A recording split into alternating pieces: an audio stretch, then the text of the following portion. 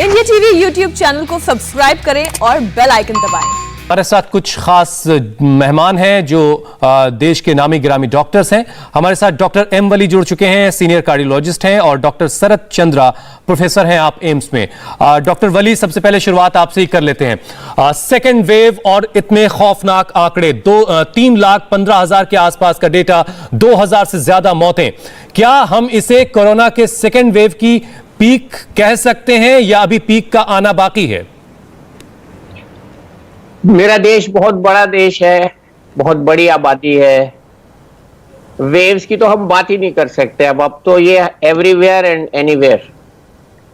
और जब हम वेव की भी बात कर सकते हैं तो ये वेव बहुत ऊपर तेजी से जा रही है, आईफिल टावर के कर्व की तरह जा रही है। ये शेप जो है इसका अब कर्व वाला नहीं रहा है, डोम शेप नहीं रहा है, और कहाँ जाके रुकेगी ये कहना बहुत मुश्किल है। बहुत ज्यादा लोग इन्फेक्ट हो रहे हैं, पूरे के पूरे घर में हो रहा है, इसका बिहेवियर चेंज हो रहा है। और जो मोस्ट इंपॉर्टेंट 3 चीजें मैं कह रहा हूं आजकल लोगों से, पहली और दूसरी तो ये कि नौजवानों को हो रहा है, बच्चों को हो रहा है, और घर में सबको हो रहा है एक साथ। अगर घर में 10 आदमी हैं तो 9 को हो रहा है, 10 को हो रहा है। दूसरी बहुत इंपॉर्टेंट बात इसके साथ में कह रहा हूं, हमारा जो मेडिकल वर्क फोर्स है, जो डॉक्टर्स हैं, नर्सेज हैं, और जो पैरामेडिकल है, एम्बुलेंस ड्राइवर्स हैं, उन पे बहुत प्रेशर आ गया है। और वो प्रेशर अब कहीं वो ब्रेकडाउन की स्टेज पे ना आ जाए, उसका मुझे बहुत फिक्र है। इसके लिए हमको बहुत सजग रहना है, और हमको इसका वाहिद इलाज यही है कि घर में रहें, कहीं जाएं ना, सेल्फ इम्पोज लॉकडाउन करें।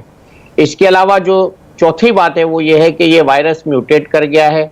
आपने जो आंकड़े बताए, जो कंपैरिजन किया वर्ल्ड से, अमेरिका से, वो हमारी आबादी के हिसाब से तो फिट हो जाएंगे, लेकिन जो मौतें हो रही हैं और जिस तरह से मौतें हो रही हैं और जिस तरह से ऑक्सीजन की चोरी, ब्लैक मार्केटिंग, रेमडेसिविर की ब्लैक मार्केटिंग और तमाम ऐसी चीजें जो हमने कभी नहीं सुनी थी, डॉक्टर शरद चंद्रा भी मेरे साथ एग्री करेंगे कि हमने कभी नहीं सुना था ऑक्सीजन की कमी हॉस्पिटल्स में होती है, हमने कभी नहीं सुना था टीकों की चोरी होती है, हमने कभी नहीं सुना था कि ऑक्सीजन सिलेंडर ब्लैक में बिकते हैं। तो ये जो बातें हो रही हैं ये बहुत पीड़ादायक है। मुझे बहुत, मेरा दिल दुख रहा है पिछले 3-4 दिन से बहुत ज्यादा, और मेरे पास इसका कोई जवाब नहीं है, और मेरे ख्याल से किसी के पास इसका कोई जवाब नहीं है। इसका एक ही जवाब है कि अब मास्क लगाएं, सैनिटाइज करें, घर में रहें और कहीं ना जाएं। सेल्फ इम्पोज लॉकडाउन, क्योंकि lockdown has also become a bad word for the administration. ठीक है, ठीक है डॉक्टर वली, एहतियात बरतें, सावधानी बरतें, यही इसका सबसे बड़ा इलाज है। पहली नजर में तो यही है। डॉक्टर शरद चंद्रा, ये सवाल इसलिए लोगों को बड़ी राहत देने वाला है कि क्या वाकई कोरोना की जो सेकंड वेव है अपने पीक पर आ चुकी है या अभी आना बाकी है? अगर इसके बारे में अगर आप कुछ बताएंगे तो लोगों को थोड़ा सुकून होगा, थोड़ी राहत होगी कि अगले 10-15 दिनों बाद ये चीजें डाउन की तरफ जाने लगेंगी और हालात थोड़े बेहतर होंगे। देखिए, जैसे डॉक्टर वल्ली ने बोला है, at this point of time ये बताना बहुत मुश्किल है कि हम पीक पे पहुंचे हैं या प्लेटू होंगे या डाउन जाएंगे। जब फर्स्ट वेव आया था उस समय भी बहुत सीनियर डॉक्टर्स थे जिन्होंने कोशिश किया ये बताने के लिए कि ये अभी पीक में आ गए हैं, शायद अभी चले जाएंगे, और बाद में उनके ऊपर क्रिटिसिज्म भी हुई थी कि उन्होंने ठीक से नहीं बताया।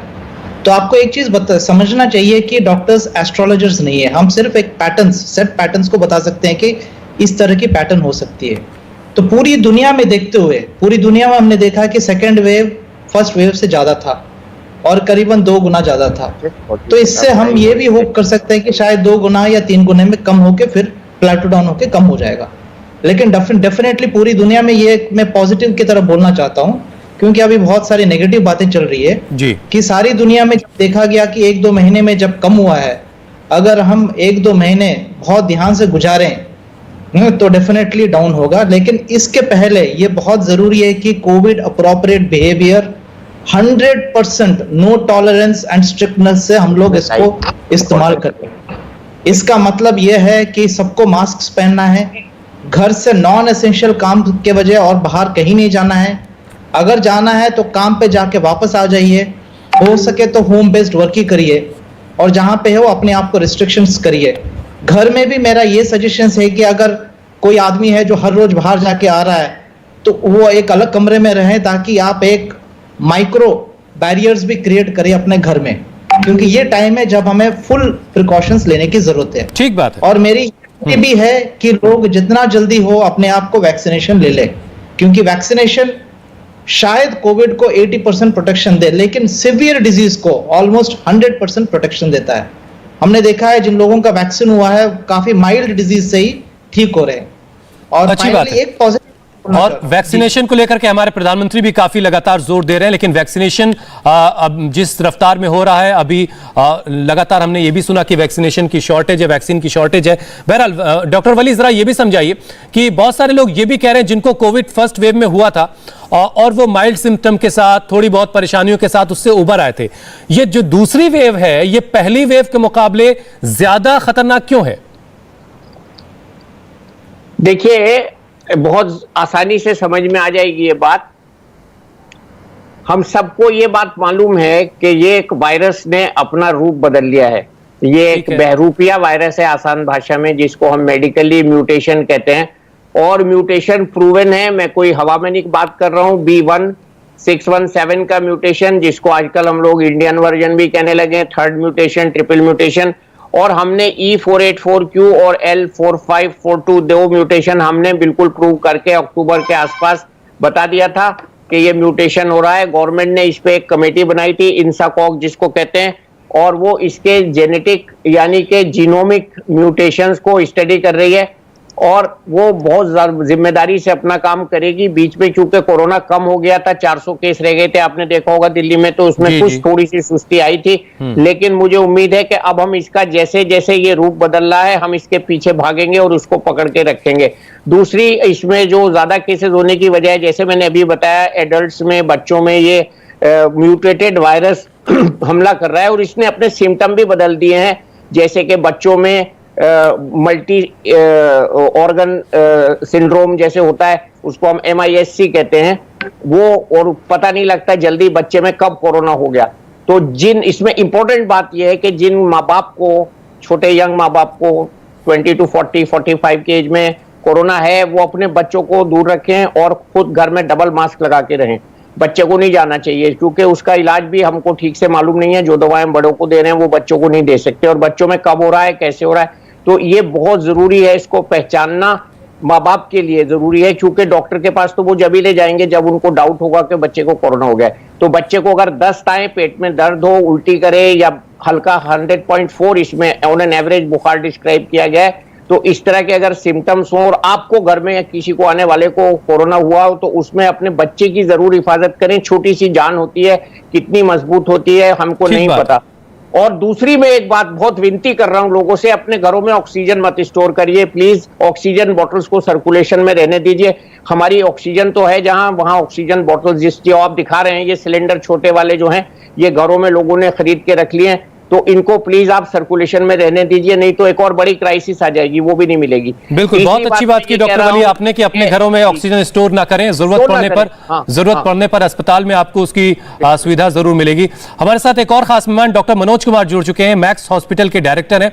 डॉक्टर मनोज, हम अभी बात कर रहे थे, एक तो ये कि पीक कब आएगी, आपका अनुभव क्या कह रहा है? क्या आने वाले वक्त में आप इस कोरोना के वेव को फ्लैट होता देख रहे हैं कुछ वक्त में, 10-15 दिनों में? जी, मुझे लगता है कि जो 3,15,000 केस आ गए हैं और मौत का आंकड़ा भी बहुत बढ़ गया है, और सच पूछे तो मैं ये कहूंगा कि ये मौत का आंकड़ा कुछ कम है, अंडर एस्टिमेटेड है, क्योंकि बहुत सारे लोग जो हैं घरों से बाहर निकल नहीं पा रहे हैं टेस्ट कराने के लिए। बहुत से लोगों की डेथ घर में हो रही है जिनका कोरोना रिपोर्ट भी नहीं उस समय तक मिल पा रहा है। तो ये एक बहुत ही भयावह स्थिति है। बट मेरा ये कहना है कि 3 लाख के आसपास, 3.5 लाख के आसपास का पीक एक एक्सपेक्टेशन था, और मुझे लगता है कि अप्रैल महीने के खत्म होने के बाद थोड़ा सा केस के नंबर्स में कमी आएगी, क्योंकि वायरस को मुझे लगता है कि जो ससेप्टेबल होस्ट है वही कम हो जाएगा, क्योंकि जिस तरह से पॉजिटिविटी रेट दिल्ली में एटलीस्ट 32% तक चली गई है, तो समझिए कि कितना ज्यादा संक्रमण है और इसकी जो प्रिवेलेंस है बहुत ज्यादा है। तो मुझे लगता है कि अगले 10 दिन में पीक आ जाएगा। अगले 10 दिनों में पीक आ जाएगा और उसके बाद थोड़ी राहत हमें महसूस होगी। डॉक्टर शरद चंद्रा, क्या इस दूसरी लहर में, कोरोना के सेकेंड वेव में, कोरोना ने अपने कुछ लक्षणों में भी, उसके सिम्टम्स में भी कुछ चेंजेस आपने देखे हैं? जी, काफी कुछ चेंज हुआ है। जैसे कि अभी फर्स्ट सिम्टम है loss of taste and smell. हमने बहुत सारे पेशेंट्स देखे हैं जो बोलते हैं कि हमारा RT-PCR नेगेटिव है, लेकिन मेरा स्मेल चला गया और मेरा टेस्ट चला गया। हाँ, तो किसी को भी अगर स्मेल एंड टेस्ट चला गया तो ये बहुत ही इंपॉर्टेंट लक्षण है कि वेदर आरटीपीसीआर नेगेटिव या पॉजिटिव हो, आप अपने आप को आइसोलेट कर लें। किसी तरह का भी बुखार हो, अगर आरटीपीसीआर नेगेटिव है फिर भी आपको कोरोना ही समझना चाहिए, आपको अपने आप को आइसोलेट करना चाहिए। इसी तरह बहुत सारे नॉन स्पेसिफिक सिम्टम्स भी हैं, बहुत लोगों को दस्त हो रही है, गैस्ट्रोइंटेस्टिनल सिम्टम्स हो रही है, तो अनएक्सप्लेन्ड सिम्टम्स भी अगर आ गए हैं तो हमें आइसोलेशन लेके प्रिकॉशंस लेना चाहिए।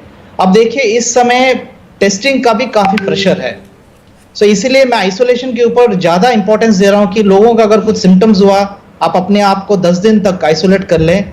एक हाई रिस्क एक्सपोजर होता है, एक लो रिस्क एक्सपोजर होता है। अगर आप एक अच्छी मास्क पहन के कम से कम 2 गज दूरी मेंटेन करते हैं और किसी से बात करते हैं और उस आदमी को अगर कोरोना भी हो गया तो आप लो रिस्क कैटेगरी में हैं, आपको कोई प्रिकॉशंस लेने की जरूरत नहीं है। वही सेम प्रिकॉशंस आप फॉलो करते रहिए, जैसे मास्क रखना या हाथ धोना है। अगर आपको एक हाई रिस्क एक्सपोजर हुआ, जैसे आपके कोई नजदीक की है, आपने बिना मास्क खाया, उनके साथ बात किया, उनके साथ खाना खाया, तो एक हाई रिस्क एक्सपोजर हो जाता है।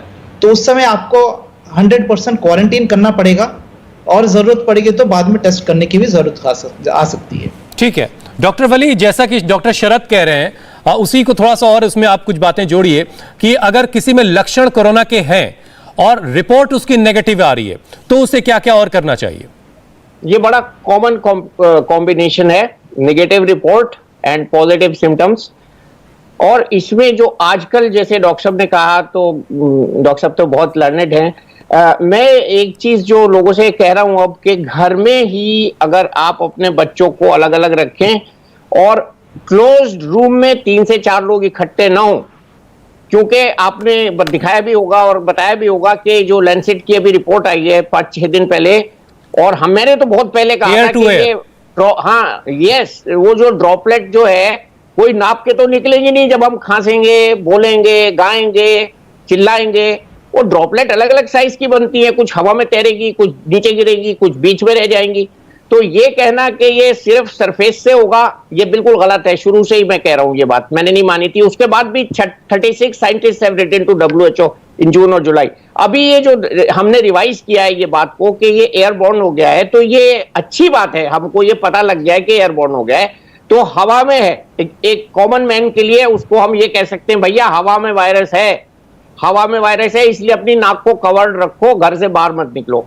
लेकिन साइंटिफिकली इसका मतलब यह है कि जब ड्रॉपलेट निकलती हैं तो 3 घंटे या इससे थोड़ा ज्यादा या थोड़ा कम वो एयरबॉर्न रहती हैं, और उस पीरियड में अगर हम उस आदमी के करीब आ गए और डिस्टेंस नहीं मेंटेन किया तो हमको तुरंत इन्फेक्शन, और ऐसे ही आजकल हो रहा है ये इन्फेक्शन।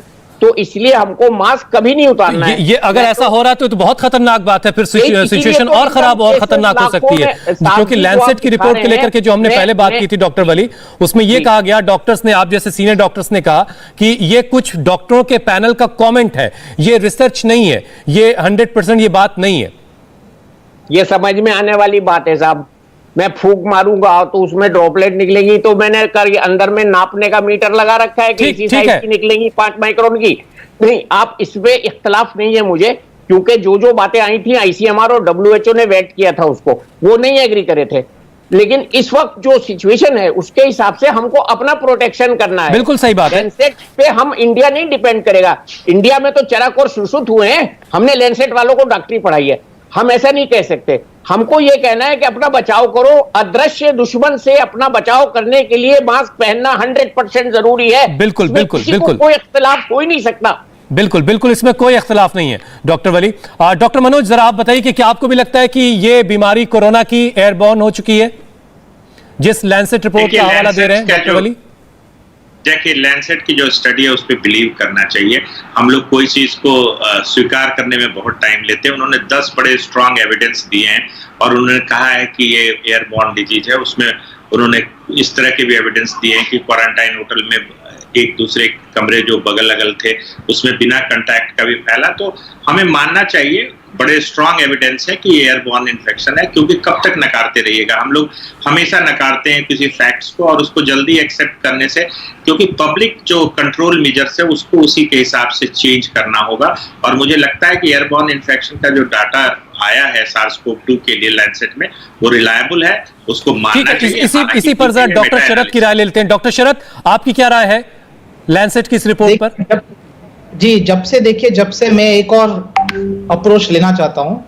जब से ये डिजीज डिक्लेयर हुआ था, बहुत लोगों को शक था कि ये टच से भी जा सकता है, जैसे फोमाइट ट्रांसमिशन है, और एयरबॉर्न से भी हो सकता है। और उस समय ज़्यादा कुछ स्टडीज़ नहीं थी, हम लोग इस डिजीज़ को स्टडी कर रहे थे, क्योंकि जब भी कोई नया बीमारी आती है तो हमें इमीडिएटली पता नहीं चलता कि क्या कारण है। कुछ लोग एक समय पे सोच रहे थे शायद ये जानवरों से भी हो सकता है। तो बहुत सारे अननोन फैक्टर्स होते हैं। तो लेकिन उस समय में भी बहुत सारे पब्लिक ऑर्गेनाइजेशंस या जो भी पब्लिक प्लेसेस हैं, वहाँ पर भी रिकमेंड किया था कि आप एयर कंडीशनर्स को कम्प्लीटली मॉडिफाई करिए। उस समय भी बोला गया था कि आप पर्सनल या स्प्लिट एयर कंडीशनर्स कमरे में मत रखिए, सेंट्रलाइज्ड एयर कंडीशनर्स रख सकते हैं, और इसको फ्रेश साइकिल मोड में रखिए, ताकि जो भी हवा आता है वो बाहर चला जाता है। अगर आप ऐसे कमरे में बैठे हैं जहाँ पे सिंगल एयर कंडीशनर है, तो आप अपने विंडो के ऊपर एक एग्जॉस्ट फैन लगा लीजिए। अगर आप बाथरूम्स यूज कर रहे हैं तो उसमें एग्जॉस्ट फैन लगातार चलना चाहिए। हिंदुस्तान में एक अच्छी बात है कि हम लोग क्लोज स्पेसेस में नहीं रहते हैं, जैसे कि वेस्टर्न सोसाइटी में रहते हैं। वेस्टर्न 99% ऑफ द केसेस आप देखते हैं कि एयर कंडीशनिंग चलती रहती है। डॉक्टर शरद, मतलब ये कि आप मान रहे हैं कि ये बीमारी एयरबॉर्न हो सकती है? लैंसेट में जो आया है डेफिनेटली वो उसके ओर एविडेंस तो जा रहा है, लेकिन मैं आपको ये बताना चाहता हूं कि ये ऐसा एयरबॉर्न नहीं है कि आपने यहां खांसा और 2 किलोमीटर की दूरी में किसी को कोरोना हो गया। ठीक है। कुछ और पहलू इसमें जोड़ने हैं। क्या कोरोना टेस्ट के लिए आरटीपीसीआर फुल प्रूफ नहीं है? और आरटीपीसीआर टेस्ट रिपोर्ट अगर नेगेटिव है तो उसके बाद फिर एक्सरे और सीटी स्कैन क्या जरूरी है? डॉक्टर वली, देखिए, वायरस जो है ये अब बता के नहीं जा रहा है शरीर में कि मैं कहां जा रहा हूं। हम लोगों का ज्यादातर केसेस में ये मानना है कि गले में और नाक में होता है, इसलिए हम आरटीपीसीआर टेस्ट गले और नाक से करते हैं।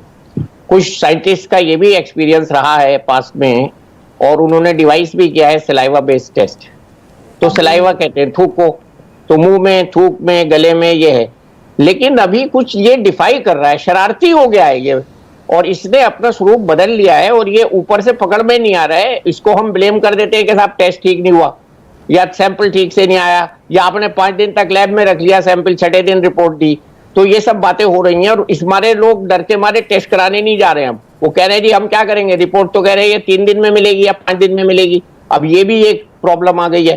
तो अभी मेरा ये कहना है कि इन सब बातों में इख्तलाफ है, और कुछ लोग ये कह रहे हैं कि गले में और नाक में पकड़ में नहीं आके ये छाती में जाके घुस जाता है और वहां पे डैमेज करता है। ये मैंने पिछली बार भी देखा है, बहुत से यंगस्टर्स को भी देखा है मैंने, जो बिल्कुल हेल्दी वॉक इन आए मेरी ऑफिस में, और मैंने जब उनके सीटी कराए तो उनके सीटी में लीजन्स थे, और मेरी कई बार रेडियोलॉजिस्ट से भी बातचीत हुई, वो एग्री नहीं कर रहे थे कि कोरोना है। मैंने कहा नहीं साहब, ये 5 दिन बाद मैं फिर कराऊंगा और मैं आपको कन्विंस करूंगा, और वो निकला कोरोना।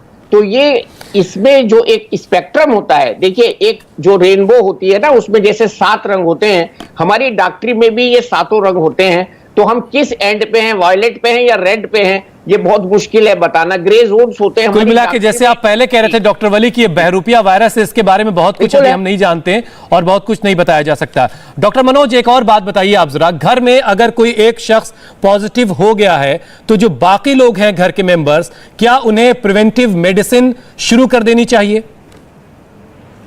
देखिए रिजवी साहब, मैं आपको बताऊं कि ये जो SARS-CoV-2 का वर्जन 2 है, उसकी ट्रांसमिशन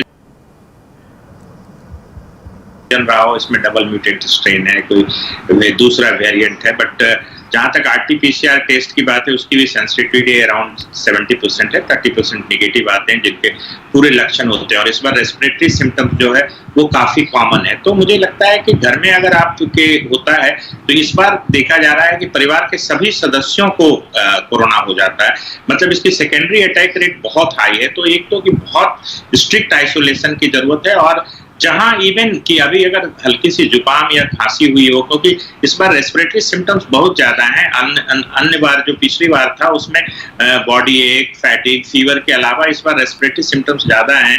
55% हॉस्पिटलाइज लोगों को ऑक्सीजन की रिक्वायरमेंट पड़ रही है, जो करीब 13% ज्यादा है पिछले वाले वर्जन से।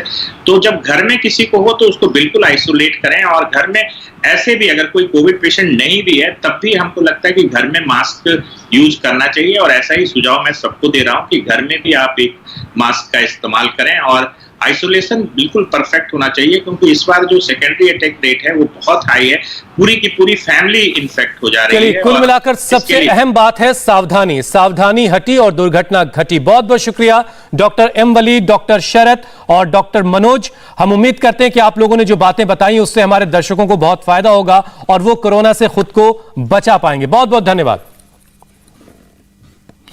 कोरोना का एक एक अपडेट आपको हम लगातार देते रहेंगे। आज पश्चिम बंगाल में छठे फेज की वोटिंग हो रही है। आज कितनी वोटिंग हुई है देखिए बंगाल के बूथ बूथ से रिपोर्ट।